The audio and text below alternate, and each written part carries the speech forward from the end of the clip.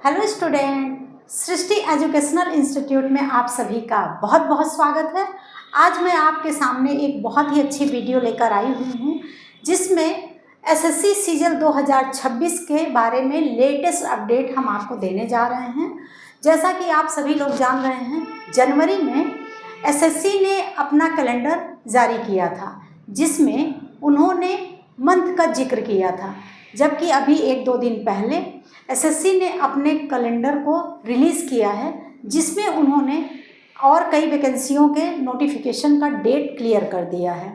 तो आज हम इस वीडियो में चर्चा करेंगे कि एसएससी सीजीएल जो बच्चे देने जा रहे हैं उनकी एलिजिबिलिटी क्या होगी, एज लिमिट क्या होगी और एग्ज़ाम डेट क्या होने वाली है और फीस क्या होगी। तो इन सब के बारे में हम इस वीडियो में चर्चा करेंगे।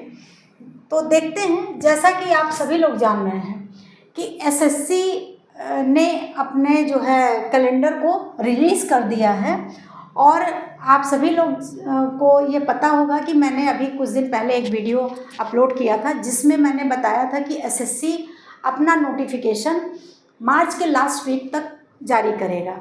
तो यह बात फाइनल हो चुकी है, 31 मार्च को आपका नोटिफिकेशन आउट हो जाएगा। अब अगर हम बात करते हैं कि एसएससी सीजन 2026 का जो फॉर्म आएगा उसको कब भरा जाएगा, तो ऑनलाइन अप्लाई करने का जो स्टार्ट डेट है वह 31 मार्च 2026 से है और ऑनलाइन अप्लाई करने का जो लास्ट डेट है वह 30 अप्रैल 2026 तक है और इसका जो शुल्क का भुगतान करने का लास्ट डेट है वह आपका 1 मई 2026 है। तो आप सभी लोग समय रहते फॉर्म को फिलअप कर लीजिएगा।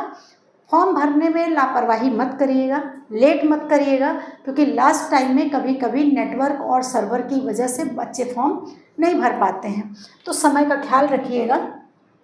अब अगर हम बात करते हैं एग्ज़ाम डेट की, तो सबसे पहले आप ये समझिए एसएससी सीजीएल का जो एग्ज़ाम है वह सीबीटी के तहत होता है, मतलब कंप्यूटर बेस्ड टेस्ट होगा और यह एग्ज़ाम डेट आपका जो आएगा वह मई के लास्ट और जून के फर्स्ट वीक में यह एग्ज़ाम हो सकता है। और आप जो है अपनी, अब ज़्यादा समय भी नहीं बचा है, तो आप सभी लोग अपनी पढ़ाई को कंटिन्यू कर दीजिए और रिवीजन भी स्टार्ट कर दीजिए, क्योंकि समय कम है। मई के लास्ट और जून के फर्स्ट वीक में आपका एग्ज़ाम हो जाएगा। तो अब अगर हम बात करते हैं एसएससी सीजीएल के पोस्ट के बारे में, तो जो पोस्ट है उसकी एलिजिबिलिटी क्या होगी, तो ऑल अदर जो पोस्ट हैं उसके लिए हर कैंडिडेट का ग्रेजुएशन होना ज़रूरी है। हर वो कैंडिडेट जो ग्रेजुएट है वह इस फॉर्म को अप्लाई कर सकता है।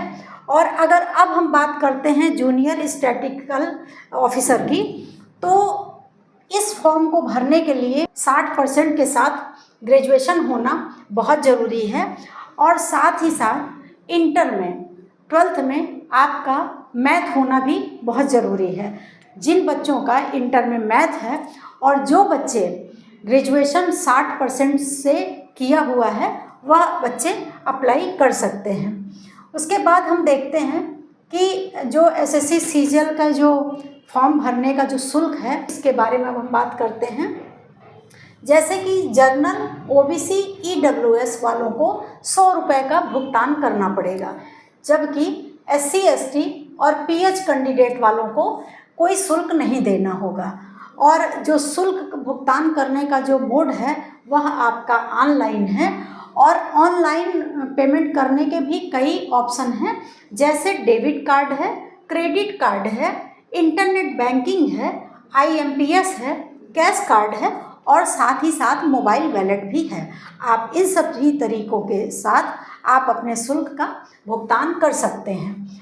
अब अगर हम बात करते हैं कि एसएससी सीजीएल 2026 का जो नोटिफिकेशन आ रहा है उसमें कैंडिडेट की एज क्या होनी चाहिए, तो उसमें मिनिमम 18 साल होना चाहिए और मैक्सिमम 30 साल होना चाहिए। हर वो कैंडिडेट जो 30 साल की उम्र तक का है वह फॉर्म को अप्लाई कर सकता है और साथ ही साथ कुछ ऐसे भी पोस्ट हैं जिसमें 32 साल की उम्र तक भी फॉर्म को भरा जा सकता है। ओबीसी को 3 साल अतिरिक्त मिला है जिसकी वजह से ओबीसी के कैंडिडेट 33 साल की आयु तक इस फॉर्म को भर सकते हैं और SC ST को 5 साल का अतिरिक्त छूट मिला है, जिसकी वजह से वह 35 साल की उम्र तक इस फॉर्म को भर सकते हैं। अब अगर हम बात करते हैं कि SSC CGL विगत वर्षों में कितनी पोस्ट आई थी, तो उस पर चर्चा करते हैं। SSC CGL 2023 में 8,415 पोस्ट आई थी और SSC CGL 2024 में 18,174 पोस्ट आई थी, जबकि SSC CGL 2025 में 15,130 पोस्ट आई थी और SSC CGL 2026 में 10,000 प्लस पोस्ट आने की पूरी संभावना है। और ऐसा भी है कि जब तक आपके एग्ज़ाम नहीं हो जाएंगे तब तक मान के चलिए 15,000 पोस्ट आ जाने की पूरी संभावना बनती है।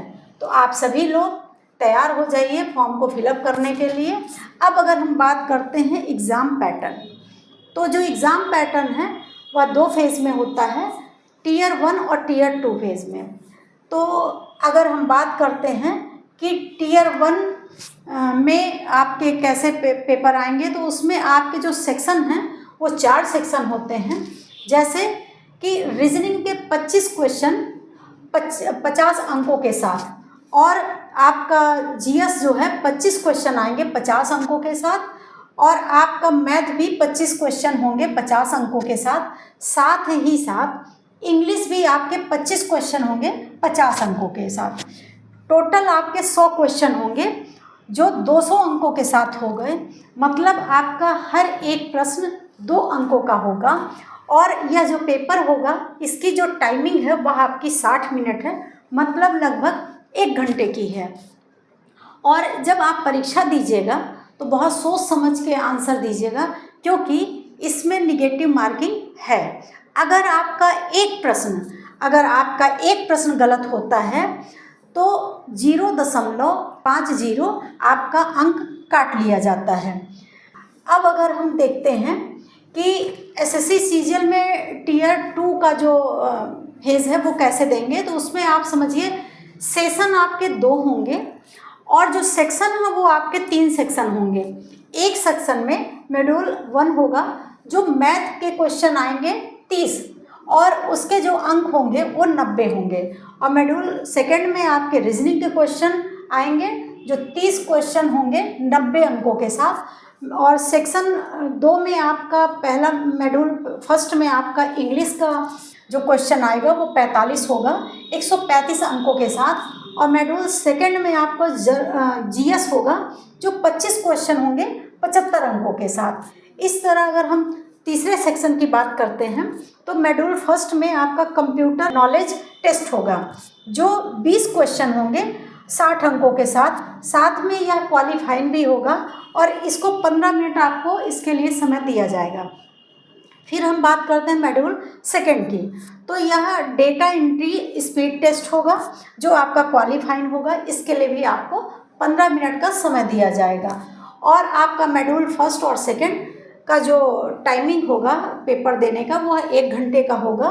तो 1 घंटे में यह आप क्वेश्चन आसानी से कर सकते हैं। लेकिन फिर मैं यही आपसे कहूँगी कि आप एक क्वेश्चन को बहुत ही आसानी से पढ़ के तब आंसर दीजिएगा, क्योंकि इसमें भी निगेटिव मार्किंग है। अगर आपका एक क्वेश्चन गलत होता है तो 0.50 अंक आपके काट लिए जाएंगे, इसलिए सोच समझ के आंसर दीजिएगा। अब अगर हम बात करते हैं कि SSC CGL 2025 टीयर में कट ऑफ क्या जारी हुआ था, तो आप देखिए जो जनरल कैंडिडेट थे उनका 136.83 था, OBC का 130.36 था, EWS का 127.41 था, SC का 114.97 था और ST का 106.36 था। तो यह 2025 का कट ऑफ था। इस बार जब आप एग्ज़ाम देंगे तो 150 प्लस अंकों का आपको क्वेश्चन पेपर करके ही आना है, क्योंकि कट ऑफ आपकी एग्ज़ाम के बाद ही हम बता पाएंगे कि लगभग कट ऑफ क्या जा सकती है।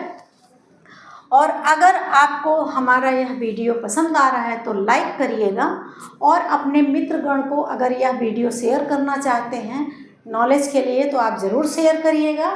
और हमारे चैनल से अगर इस टाइप की अच्छी अच्छी वीडियो आपको प्राप्त करनी है तो हमारे चैनल को सब्सक्राइब भी करिएगा। मिलते हैं अगले वीडियो के साथ, तब तक के लिए जय हिंद जय भारत।